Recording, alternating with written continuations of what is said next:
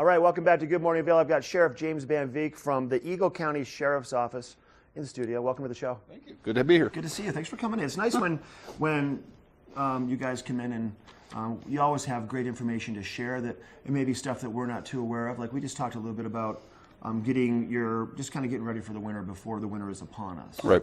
And that's very important, not just your tread depth, but a lot of things. Right.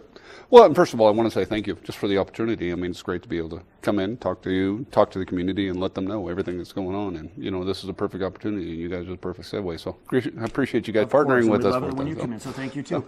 Let's, for one, you guys do the tread depth, you do the tread checks.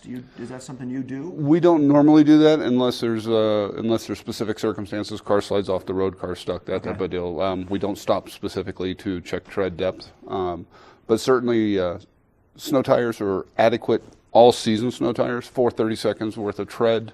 And, you know, mud and snow rated is what we really recommend. I mean, they're not absolutely adamant that you have to.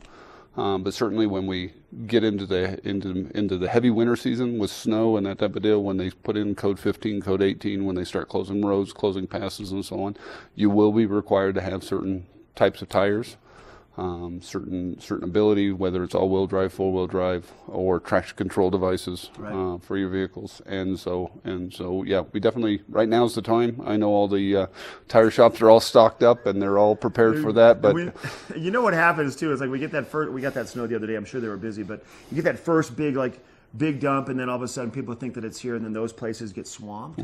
So do it now. And I think it's good to mention also that all-wheel drive does not mean all-wheel stop. Exactly. It's important to let people know that. Yeah, no, all-wheel drive, four-wheel drive. A lot of people make that mistake of saying, wow, I can take off a lot easier. That means I can stop. All four brakes apply no matter what vehicle you're driving. Exactly. And it doesn't mean that you're going to stop any faster. So the biggest thing that we would definitely recommend is on wet roads, on snowy roads, give yourself a lot more time. Look at the weather, space.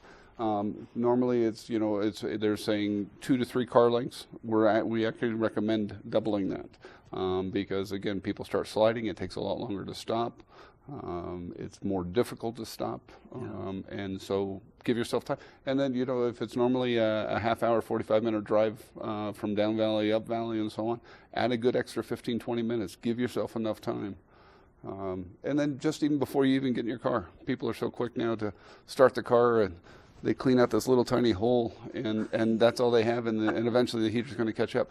Move the snow off the windows and so on. While the car's warming up a little bit, just take the snow off, scrape the windows, and give it an opportunity to start thawing out, because you don't have any visibility. You don't know you're creating a risk. And I think it's also another thing that I noticed the other day: snow on top of the roof. Get the snow off your roof, because if you go and stop at a light, that snow can slide off your roof onto your windshield and cover your entire windshield. It might be too heavy for your wipers to push it off. It does, and then it also blows off and hits the car behind you. Exactly. So again, you don't want to be launching missiles if the car's behind you, however unintentionally. And so yeah, just take those extra few minutes is what we're asking for. I heard you talking about earlier, being prepared ahead of time, so it's not just the tires. Have your vehicle checked for winterization. Make sure that your antifreeze is adequate for the colder temperatures. Your windshield wiper fluid, and make sure that it's actually not freezing. And so making sure that you have the right mixture so that it doesn't freeze on you. Having a to-go kit or a go kit, and I forget exactly what you call the just in case. Just in case. Some blankets, a few things to eat, something to help keep you warm. Traction for your shoes. What do they have? Yak tracks? Anything little cat tracks, yak tracks. Yeah. All those little common sense and things, proper footwear, because some people are sitting there coming in and they're going to be putting business shoes on and so on. So they might be having pumps or tennis shoes or something like that, but maybe that's not adequate, or dress shoes. Throw them in the back of your car and have them there. And it's what, just time and common sense. Slow down and arrive alive. That's so true. We appreciate you coming in. Well, I appreciate it. Thank you very much. Thank you very much. Nice to see you. Good evening. Once again, Sheriff James Beek letting us know once again, get prepared. Be prepared before the snow flies, and don't scramble. Give yourself extra time when you're traveling out there, and check the roads before you are traveling if there's snow in the forecast. We have a look at your weather coming up next.